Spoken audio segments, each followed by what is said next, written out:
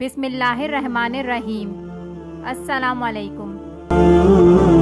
یہودیوں کا درخت یعنی غرقد کا درخت۔ غرقد کے درخت کو یہودیوں کا درخت کہا جاتا ہے۔ آخر کیا وجہ ہے کہ پورے اسرائیل میں اس درخت کو انتہائی تیز رفتاری سے کاشت کیا جا رہا ہے؟ ویڈیو شروع کرنے سے پہلے آپ سبھی سے گزارش ہے کہ کائنڈلی چینل کو سبسکرائب کر دیں۔ اسرائیلی قوم غرقد کی کاشت کی مہم نہ صرف ریاستی بلکہ اب بین الاقوامی سطح پر بھی چلا رہے ہیں۔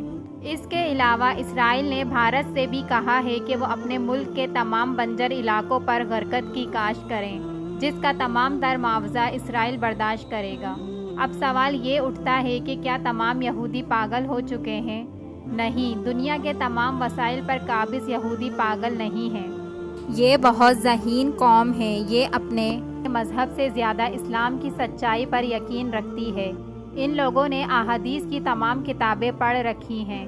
غرقد کی کاشت کی مہم رسول اللہ صلی اللہ علیہ وآلہ وسلم کی ایک حدیث پاک کی وجہ سے چلائی جا رہی ہے۔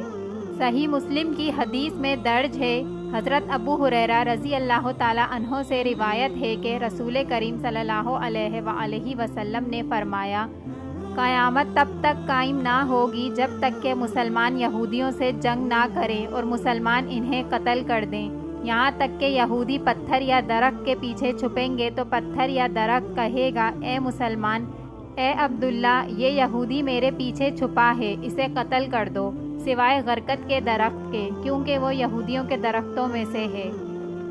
یہاں تک کہ اب اسرائیل مختلف NGOs کے ذریعے دنیا بھر میں ان درختوں کی کاشت پر زور دے رہا ہے۔ افغانستان سمیت کئی ممالک ایسے ہیں جن میں اسرائیل ماحولیاتی آلودگی کے نام پر غرقد کی کاشت بڑے پیمانے پر کر رہا ہے، اور اس کے لیے اسرائیل میں سیو دی غرقد ٹری نامی ایک مہم بھی چلائی جا رہی ہے، جس کی فنڈنگ جیوش نیشنل فنڈ نامی ایک ادارہ کر رہا ہے۔ اس ادارے کی بنیاد 1901 میں رکھی گئی تھی۔ یہودیوں نے سرکاری طور پر غرقد کے درخت کو قومی اور مذہبی پہچان دے دی ہے۔